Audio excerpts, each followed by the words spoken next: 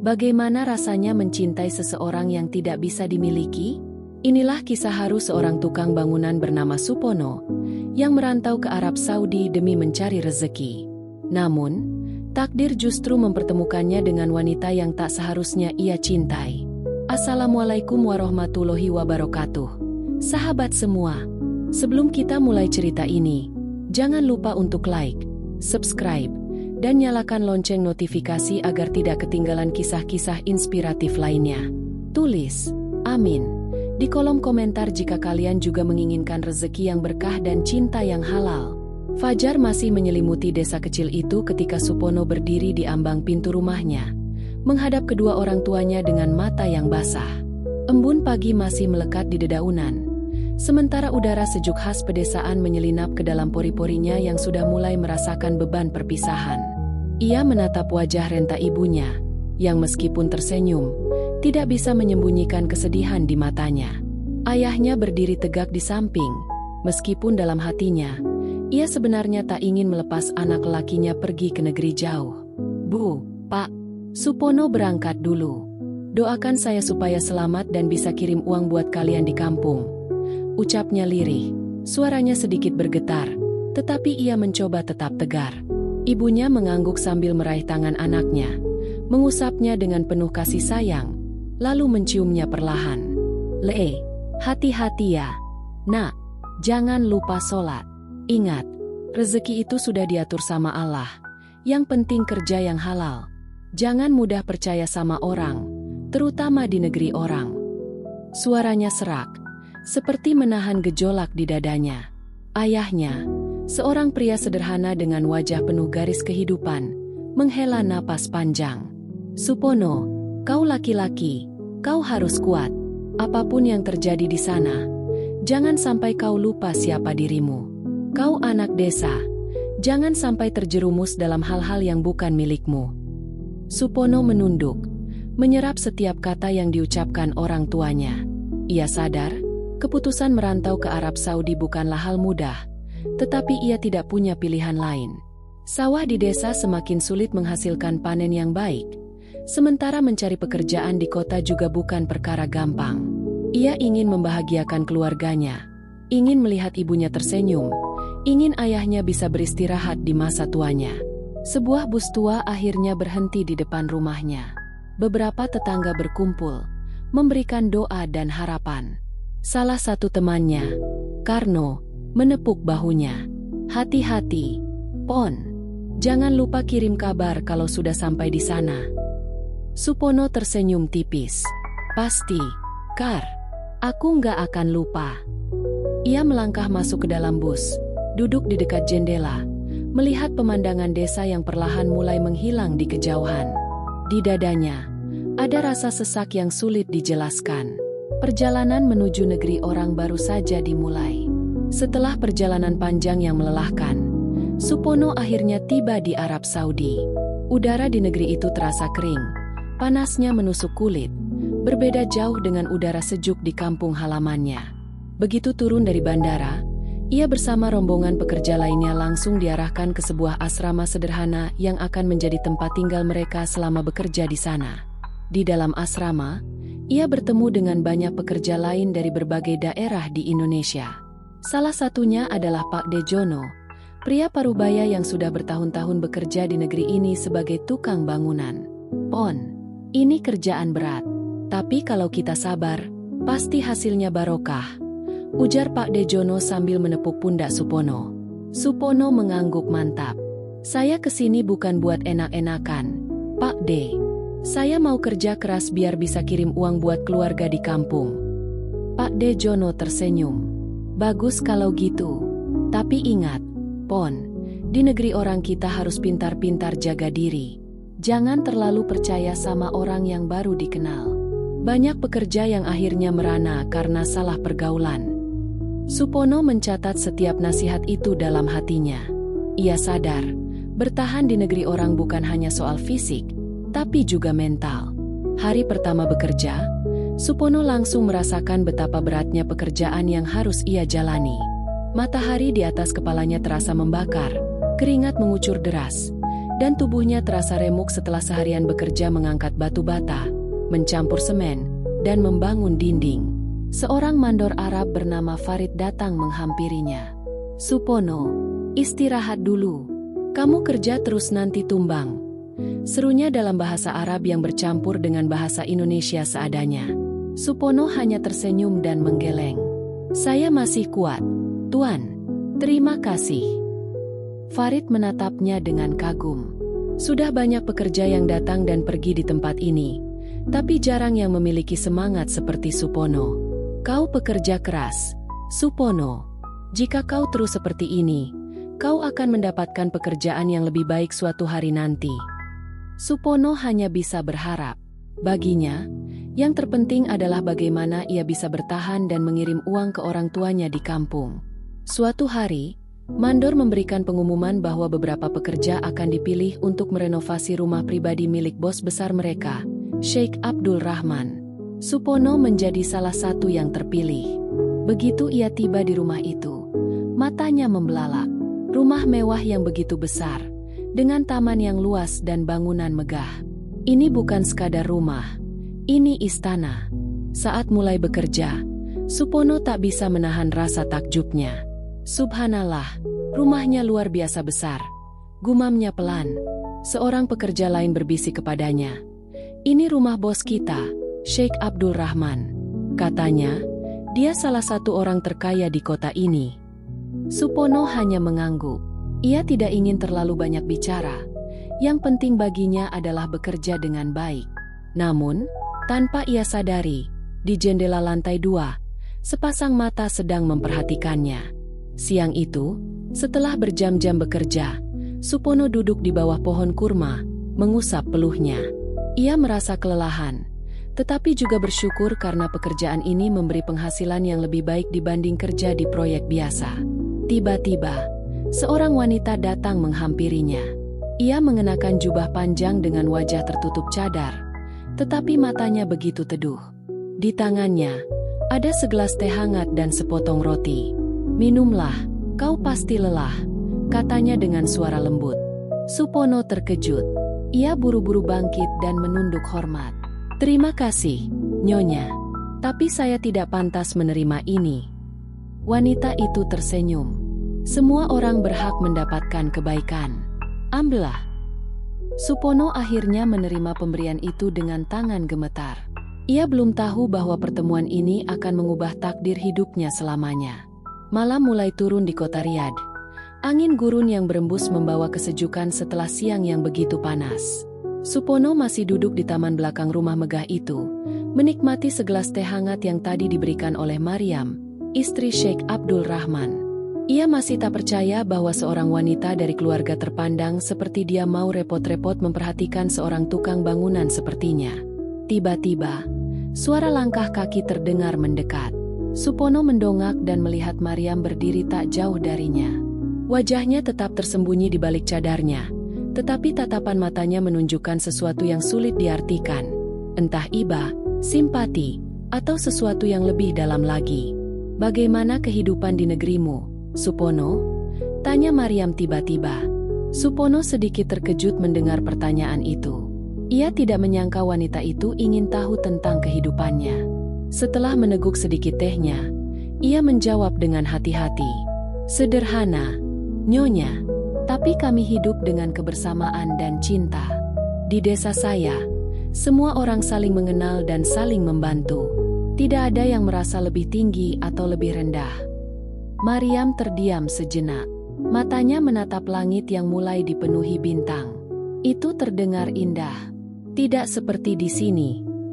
Suaranya terdengar pelan, seperti sebuah keluhan yang terpendam lama. Supono menatapnya bingung. "Mengapa Anda berkata begitu, Nyonya?" Maria menghela napas panjang sebelum menjawab. "Di sini, semua tampak megah dari luar, tetapi di dalamnya hampa." Hati Supono bergetar mendengar kata-kata itu. Bagaimana mungkin seorang wanita yang tinggal di rumah sebesar ini bisa merasa kesepian? Hari demi hari, Maryam semakin sering berbicara dengan Supono. Setiap kali suaminya pergi untuk urusan bisnis, ia akan menyempatkan diri untuk melihat para pekerja di taman atau berbincang dengan Supono dari kejauhan. Obrolan mereka selalu ringan, tetapi semakin lama, semakin dalam. Suatu sore, saat Supono sedang merapikan tumpukan bata, Mariam kembali berdiri tak jauh darinya. Kali ini ia tidak membawa teh atau roti, hanya berdiri sambil memperhatikannya. "Supono," panggilnya pelan. Supono menghentikan pekerjaannya dan mengangkat wajah. "Ya, Nyonya." Wanita itu terdiam sejenak, seperti ragu untuk berbicara. Akhirnya, ia berkata, "Aku iri dengan hidupmu." Supono tertegun. "Mengapa Anda berkata begitu, Nyonya? Anda punya segalanya. Rumah mewah, harta berlimpah, suami terpandang." Mariam tersenyum pahit. "Kau tahu apa yang tidak aku punya?" Supono menggeleng. "Cinta yang tulus." Hatinya mencelos. Supono tahu, ia seharusnya tidak mendengar pengakuan seperti ini. Ia hanya seorang pekerja, dan wanita di hadapannya adalah istri seorang pria kaya dan berkuasa. "Nyonya, saya tidak tahu harus berkata apa." Supono mencoba menjaga jarak, tetapi ia tidak bisa mengabaikan tatapan penuh kesedihan dari wanita itu. Perhatian Mariam terhadap Supono tidak luput dari pengamatan para pelayan di rumah itu. Bisik-bisik mulai beredar, dan tak butuh waktu lama sebelum berita itu sampai ke telinga Sheikh Abdul Rahman. Suatu malam, ketika Supono baru saja selesai bekerja dan hendak kembali ke asramanya, seorang pengawal memanggilnya. "Supono, Sheikh ingin bicara denganmu," katanya dengan nada dingin. Jantung Supono berdegup kencang. Ia tahu ini bukan pertanda baik. Dengan langkah berat, ia mengikuti pengawal itu ke ruang tamu utama rumah mewah itu. Sheikh Abdul Rahman duduk di kursi besar, mengenakan jubah putih dan sorban emas. Tatapan matanya tajam, penuh wibawa. "Supono," suaranya berat dan dingin, "kenapa istriku sering berbicara denganmu?" Supono langsung berlutut, menundukkan kepala. "Tuan, saya tidak pernah berniat buruk. Saya hanya pekerja biasa. Saya tidak ingin membuat masalah." Sheikh Abdul Rahman mempersempit matanya. "Kau tahu, di negeri ini, seorang pria asing tidak bisa dekat dengan seorang wanita sepertinya. Kau paham itu?" Supono menelan ludah. Ia tidak berani menatap langsung. "Saya mengerti, Tuan." Sheikh menghela napas dalam. "Aku akan memberimu satu kesempatan. Jauhi istriku. Jika aku melihatnya berbicara denganmu lagi, kau akan merasakan akibatnya." Setelah pertemuan dengan Sheikh, Supono berusaha keras menjaga jarak dengan Mariam. Ia tidak lagi menatapnya saat bekerja, tidak lagi membalas sapaan dengan panjang lebar. Tetapi hati Mariam tidak bisa berbohong. Suatu malam, ketika para pekerja telah beristirahat, Maria memberanikan diri menemui Supono di taman belakang. Ia berdiri di antara bayangan pepohonan kurma, memandang pria yang sejak awal telah menarik hatinya. "Supono," panggilnya pelan. Supono berbalik, wajahnya penuh kegelisahan. "Nyonya, kita tidak boleh begini." Maria melangkah lebih dekat, suaranya bergetar. "Kau benar, tapi apa yang harus aku lakukan? Aku terjebak dalam pernikahan tanpa cinta. Aku merasa seolah-olah hidup di dalam sangkar emas." Supono mengepalkan tangannya. "Saya tidak bisa memberikan jawaban, Nyonya. Saya hanya seorang pekerja. Takdir kita berbeda." Maria menatapnya. Air mata mulai menggenang di matanya. "Tapi kenapa hatiku justru menemukan ketenangan saat bersamamu?" Supono mengalihkan pandangannya. "Tolong, Nyonya, jangan berkata seperti itu. Kita berdua tahu, ini salah. Namun, nasib tidak berpihak pada mereka." Keesokan harinya, Sheikh Abdul Rahman melihat dari jendela lantai 2 ketika istrinya kembali berbicara dengan Supono. Matanya membara. Ia tidak membutuhkan bukti lebih banyak lagi. Dengan langkah cepat, ia turun ke taman dan berteriak, "Supono!" Supono menoleh, dan saat melihat kemarahan di wajah Sheikh, ia langsung tahu bahwa ini adalah akhir segalanya. "Kau terlalu dekat dengan istriku," bentak Sheikh Abdul Rahman. Aku sudah memperingatkanmu. Supono langsung berlutut. Maafkan saya, Tuan. Saya tidak pernah berniat buruk. Tetapi Sheikh Abdul Rahman tidak mau mendengar alasan. Dengan suara dingin, ia berkata, mulai besok, kau tidak lagi bekerja di rumah ini. Pergilah sebelum aku melakukan sesuatu yang akan kau sesali. Dan begitulah, Supono harus meninggalkan segalanya. Pekerjaannya, kehidupannya, dan seseorang yang tanpa ia sadari telah mengisi hatinya.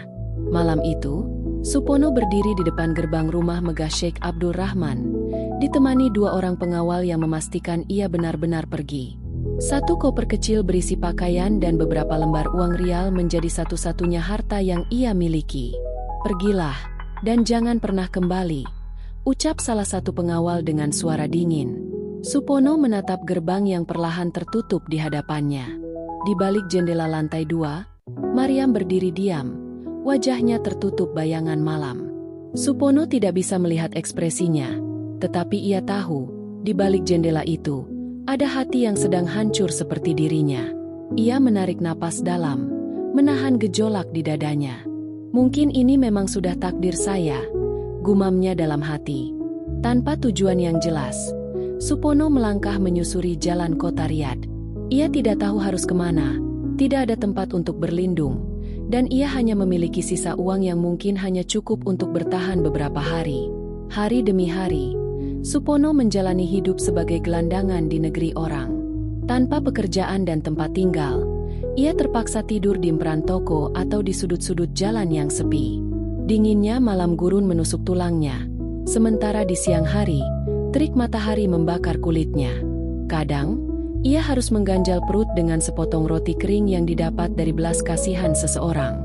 Namun, lebih sering ia tidur dalam keadaan lapar. Suatu malam, saat hujan turun rintik-rintik, Supono duduk di sebuah lorong sempit, memeluk tubuhnya sendiri agar tetap hangat. Ia menatap langit yang kelam, air mata mengalir tanpa bisa ia tahan. Gusti Allah, apakah ini cobaan yang harus saya jalani? Saya hanya ingin bekerja dengan halal. Saya hanya ingin membantu keluarga di kampung. Kenapa saya harus berakhir begini? Bisiknya pilu. Tidak ada jawaban. Hanya suara angin yang berembus dingin dan gemuruh petir di kejauhan. Dalam keterpurukannya, Supono masih mencoba menghubungi keluarganya di desa. Dengan uang terakhirnya, ia pergi ke warung telepon internasional dan menelepon ibunya. Halo, Bu. Suara Supono terdengar serak, lelah, dan penuh kesedihan. Dari seberang, terdengar suara ibunya yang bergetar. Le, ini kamu? Ya Allah, kamu di mana, Nak?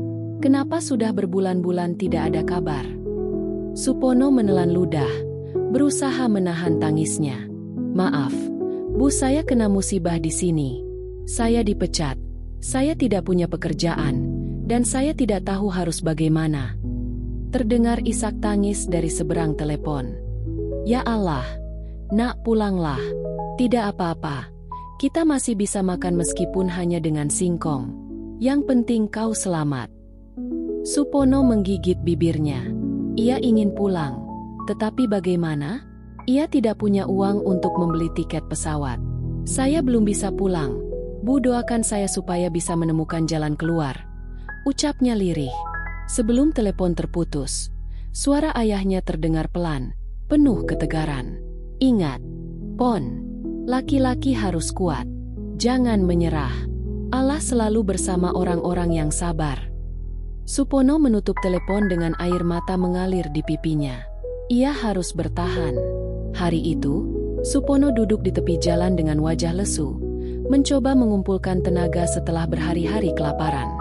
Lalu, seseorang berdiri di hadapannya. Supono. Ia mengangkat wajah dan terkejut melihat sosok yang berdiri di sana. Itu Pak Dejono, pria yang dulu bekerja dengannya sebagai tukang bangunan. Ya Allah, Pak De. Ini benar Pak De. Supono langsung berdiri, menahan air mata. Pak Dejono menatapnya dengan mata penuh iba. Ya Allah, Pon, apa yang terjadi padamu? Kenapa kau jadi seperti ini? Supono menghela napas panjang.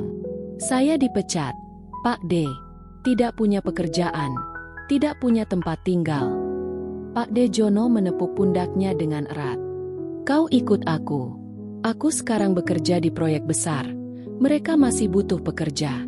Aku tidak akan membiarkanmu mati kelaparan di sini. Hati Supono bergetar. Setelah sekian lama menderita, akhirnya ada secercah harapan. Dengan bantuan Pak De Jono, Supono akhirnya mendapatkan pekerjaan di proyek pembangunan hotel mewah. Gajinya memang tidak sebesar dulu, tetapi setidaknya ia bisa kembali makan dengan layak dan tidur di tempat yang lebih baik. Suatu malam, setelah seharian bekerja, Supono duduk di asrama pekerja, menatap langit dari jendela kecil di kamarnya. Allah masih sayang padaku, gumamnya pelan. Namun, meskipun hidupnya mulai membaik, ada satu hal yang masih mengganjal di hatinya, Maryam. Ia tidak tahu bagaimana keadaan wanita itu sekarang. Apakah ia baik-baik saja? Apakah ia bahagia? Ia tidak berani mencari tahu. Ia hanya bisa berdoa dalam diam, berharap bahwa takdir akan memberikan jawaban pada waktu yang tepat. Dan untuk pertama kalinya setelah sekian lama, ia tersenyum kecil. Karena ia tahu, selama masih ada harapan, hidup akan terus berjalan. Waktu berlalu, dan Supono mulai kembali menemukan ritme hidupnya di negeri orang. Setiap pagi ia bangun lebih awal, bersiap untuk bekerja di proyek besar yang kini menjadi penyelamat hidupnya. Walaupun pekerjaannya berat dan melelahkan, ia bersyukur karena tidak lagi hidup di jalanan seperti dulu. Namun, di tengah kesibukan itu, ada satu hal yang tidak bisa ia lupakan, Maryam. Wajahnya, suaranya, bahkan tatapan matanya yang penuh kesedihan masih terus menghantui pikirannya. Suatu malam, saat Supono sedang duduk di ranjang kecilnya di asrama pekerja, Pak De Jono menatapnya dengan mata penuh perhatian. Kau masih memikirkan dia?